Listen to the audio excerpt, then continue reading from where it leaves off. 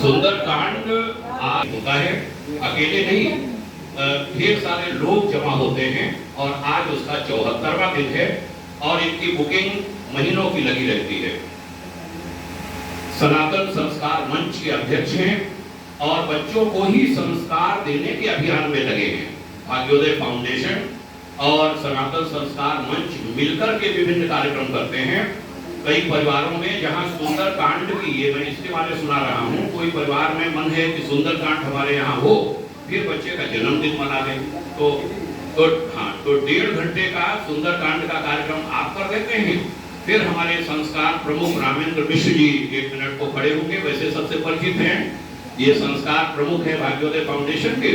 1.5 घंटे कार्यक्रम ये दे देते हैं, तो 3 घंटे में बहुत सुंदर आयोजन हो जाता है, जन्मदिन का खासकर और विवाह दिन का। तो हास्य योगी के रूप में आपकी आज की भूमिका, आइए देखें, 5 मिनट पूरा आनंद लें और फिर कार्यक्रम आगे का मिलेगा। माननीय शिवाराम मिश्र जी। और एक बात और बताई दें, हमारा नाम राम महेश है, इनको नाम शिवाराम है, दोनों मिलते भी हैं, मिलते हैं ना, तो ताली बजा दीजिए इसी बात पर। बहुत बहुत धन्यवाद भैया, प्रणाम। मैं बच्चों को शुभाशीष देता हूँ और यहाँ जितने भी मंच पर हैं और जो हमारी मातृ शक्तियाँ हैं, मैं सबको प्रणाम करता हूँ। अभी जैसे भाई साहब ने बताया, मैं 98 से हास्य योग व्यायाम सिखाता हूँ। पहला जो है, दुनिया का प्रथम सुख होता है निरोगी काया। अगर स्वस्थ रहेंगे, हम हो, आप हो, बच्चे हो, बूढ़े हो, अगर वो स्वस्थ रहेंगे तभी कुछ भी कर पाएंगे। अगर एक गिलास पानी भी पीना है, उठ करके लेना है, तो स्वस्थ रहेंगे तभी उठकर निकाल पाएंगे, नहीं तो दूसरे के आश्रित रहते हैं।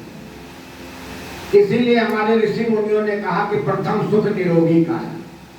तो प्रथम सुख निरोगी काया रखने के लिए मैं विगत 25-26 साल से काम कर रहा हूँ। स्मृति विहार पार्क है इंदिरा नगर में, सेक्टर 25 में, शायद बहुत से लोगों ने देखा भी होगा। वहाँ लाफिंग क्लब चलता है, तो वहाँ जुलाई 98 से चल रहा है। फिर हमारे विचार आया दिमाग में 6-7 साल पहले कि अगर हम स्वस्थ ही रहेंगे तो काम नहीं बनेगा। कोई हम लोगों को पहलवानी नहीं करना है, केवल स्वस्थ रहना है, लोगों को स्वस्थ रखना है। इसके साथ साथ हमारे आने वाली जो पीढ़ी है, जो हमारे नौनिहाल बच्चे हैं, इनको हमारी सनातन संस्कार और हमारी जो सनातन संस्कृति रही है, जो हमारी परंपराएं रही हैं, दादी नानी की जो हमारी कहानी और लोरी रही है, आज के तारीख में वो विलुप्त होती जा रही है। और वो विलुप्त होने का जो कारण है, वो ये बच्चे उसके दोषी कतई नहीं है।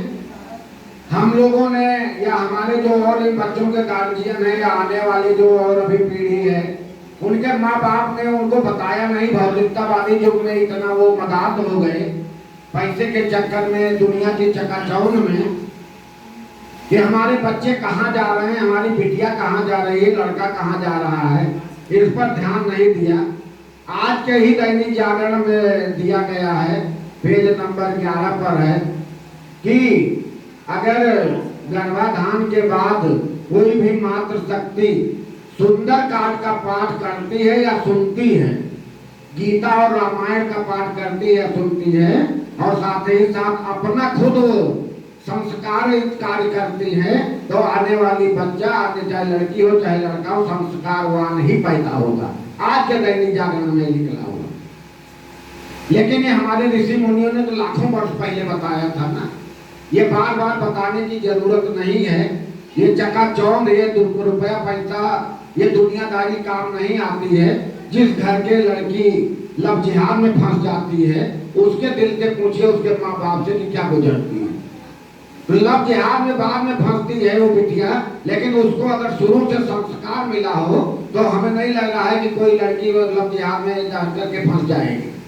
अचानक कहीं गुमराह हो जाना अलग चीज है, कहीं कोई जबरदस्ती घेर ले अलग चीज है।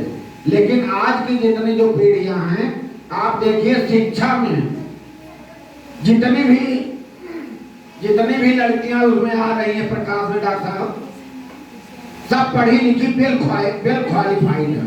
MBA हैं, डॉक्टर हैं, MBA हैं, इंजीनियर हैं, कोई ऐसा नहीं है जो हाई स्कूल और इंटर का या 5वीं 8वीं पास हो। शिक्षा पूरी है उनकी, लेकिन शिक्षा के साथ साथ उनको संस्कार नहीं दिया गया, इसलिए ये हमारे आज के दुर्दिन हम लोगों को देखने पड़ रहे हैं। तो शिक्षा के साथ साथ संस्कार भी बहुत जरूरी है, और आने वाली पीढ़ी के लिए ही, हमारे नवनिर्मित बच्चों के लिए, युवा बच्चों के लिए आप लोग भी अपने जहां अपने स्तर पर जो भी संभव हो कीजिए, अपने घर में अपने बच्चों को कीजिए। अगर नहीं साथ रह रहे हैं, कहीं बाहर रह रहे हैं, तो फोन पे बात होती होगी, वीडियो कॉल आजकल होता है, उस पर समझाइए छोटे छोटे बच्चों को। और अगर एक बार उनके मन में कोई चीज आ जाती है छोटे बच्चों को, तो पूरी जिंदगी रहती है। अब रह गई हंसने हंसाने की बात, तो प्रसन्नता ही सबसे अमूल्य निधि है, और पैसा से प्रसन्नता खरीदी नहीं जा सकती है। प्रसन्न अपने मन से ही होता है, प्रसन्नता अपने अंदर से ही आती है। आजकल बहुत बड़ा रोग हो गया है, देखो देखो उसी को 100 में हमें लग रहा है कम से कम 60 70 80 आदमी को रहता है बीपी और शुगर। तो इस पर भी हंसने से बड़े फायदे होते हैं कि हास्य योग की महिमा नारी, इसको अपनावे नर नारी। हंसना जीवन का हिस्सा है, यह भी एक चिकित्सा है, ये अपने आप में एक चिकित्सा है। डॉक्टर वैद्य बता रहे कुदरत का कानून, डॉक्टर वैद्य बता रहे कुदरत का कानून, जो जितना अधिक हंसता है उसका बढ़ता उतना खून। अगर आप हंसते रहिए, प्रसन्न रहिए, तो आपको मौसमी का जूस या सेब संतरा खाने की इतनी महंगाई में जरूरत नहीं पड़ेगी। प्रसन्न रहिए। डॉक्टर वैद्य बता रहे कुदरत का कानून, जो जितना ज्यादा अधिक हंसे उसका उतना बढ़ता खून। उतना बढ़ता खून है ये वादा पक्का, और बीमारी को दूर भगाए देकर उसको झटका। अगर कोई बीमारी हो भी जाए थोड़ी बहुत, अगर आप प्रसन्न रहिए, डॉक्टर आते हैं अस्पताल में, आप लोग भी देखे होंगे, डॉक्टर साहब कहते हैं प्रसन्न रहिए सब ठीक हो जाएगा। ऊपर वाले याद कीजिए, प्रसन्न रहिए। प्रसन्न रहने में बहुत बड़ी शक्ति होती है, तो हमेशा प्रसन्न रहना चाहिए। जो हंसता दिल खोल के उसका बढ़ता खून, ना हंसने से दोस्तों बढ़ता है नाखून। जो नहीं हंसेगा उसका नाखून ही बढ़ता चला जाएगा, एकदम राक्षस जैसे हो जाएगा। आप देखिए जो नहीं हंसते हो, मनहूस चेहरा लिए घूमा करते हैं, तो उनमें और राक्षसों में कोई बहुत अंतर नहीं होता। जो 2 मिनट बच्चे हंसना चाहते हैं, मैं अभी ठहाका लगवाता हूँ। जो हंसता दिल खोल के उसका बढ़ता खून, ना हंसने से दोस्तों बढ़ता है नाखून। और बढ़ता है नाखून उड़े चेहरे की लाली, जो सुंदरता रहती है। अगर आदमी नहीं हंसता है तो मनहूसियत छा जाती है। और हंसो ठहाकर खूब बजाओ जमकर ताली, जो ताली बजाता है उसका एक्सरसाइज भी हो जाता है, ये एको प्रेशर का काम करता है। तो आप लोग हमारे साथ ठहाका लगाइए जोरदार। अगर लाज शर्म लगे तो आंख बंद कर लीजिएगा, और हम 1 2 3 बोलेंगे, और उसी जोरदार लगाइएगा। रेडी 1 2 3।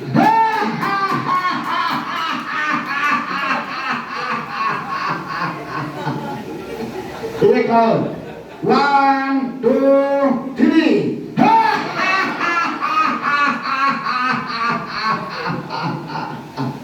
हमेशा प्रसन्न रहिए, खुश रहिए।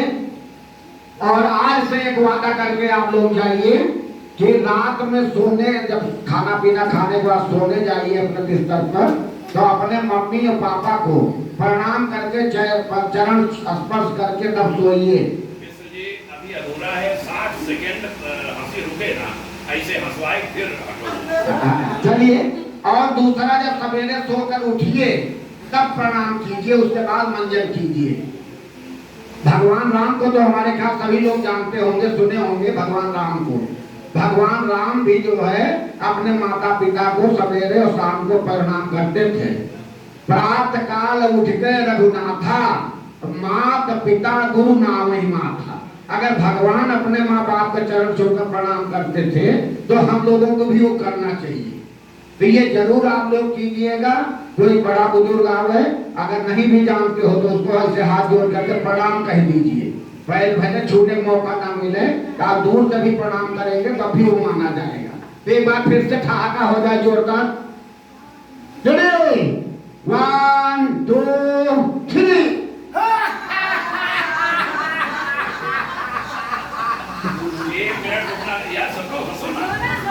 आप शर्म मत कीजिए, अगर शर्म लगे तो आंख बंद करके हंसिए। फिर से 1 2 3।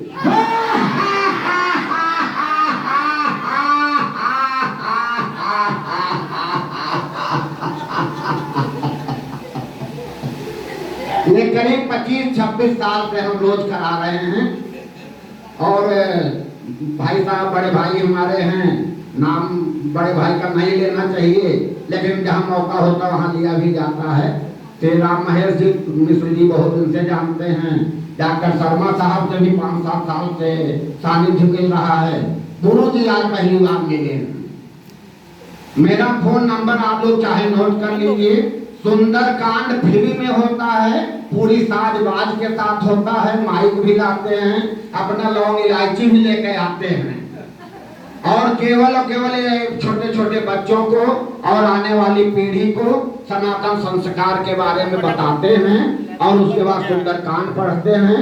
और लोगों के वहाँ जितने भी 10, 20, 50 लोग रहते हैं उनके पास बैठ करके चर्चा करते हैं कि आप अपने घर में आध्यात्मिक और धार्मिक वातावरण जरूर रखिए। आप दूसरे लोगों को देखिए कि वो किस तरह से रहते हैं। उनके 2 साल 3 साल के बच्चे को मालूम है कि हमें 5 बार नमाज कै बजे जाना है पढ़ने। हमारा 12 साल 15 साल का बच्चा भी हनुमान चालीसा नहीं जानता है। ये दुर्भाग्य हमारा है कि हम लोग उस बच्चे को सिखाते नहीं। आप लोग जरूर इसमें मदद कीजिए। नंबर मेरा है 94 155 144 38 94 155 144 38। नाम हास्य योगी शिवाराम मिश्र। फ्री में सुंदरकांड होता है। अब तक 73 घरों में हो चुका है। आज 74वां है हरिहर नगर में। 4 तारीख को कृष्णा नगर में है, आलमबाग के आगे। सभी लोग अपने अपने यहाँ जो भी जान पाते हैं। और हम सबसे रिक्वेस्ट भी करते, निवेदन करते हैं कि इसमें आप हमारी मदद कीजिए। और मदद मतलब उसमें हमने कोटेशन लिख रखा है कि सनातन कार्यक्रम करने के लिए धन की जरूरत कतई नहीं है, मन की जरूरत है। पूरी तरह से निःशुल्क व्यवस्था है। और आप अपने यहाँ हमसे न कराइए, किसी से कराइए, खुद कीजिए, लेकिन घर का वातावरण आध्यात्मिक और धार्मिक रखिए।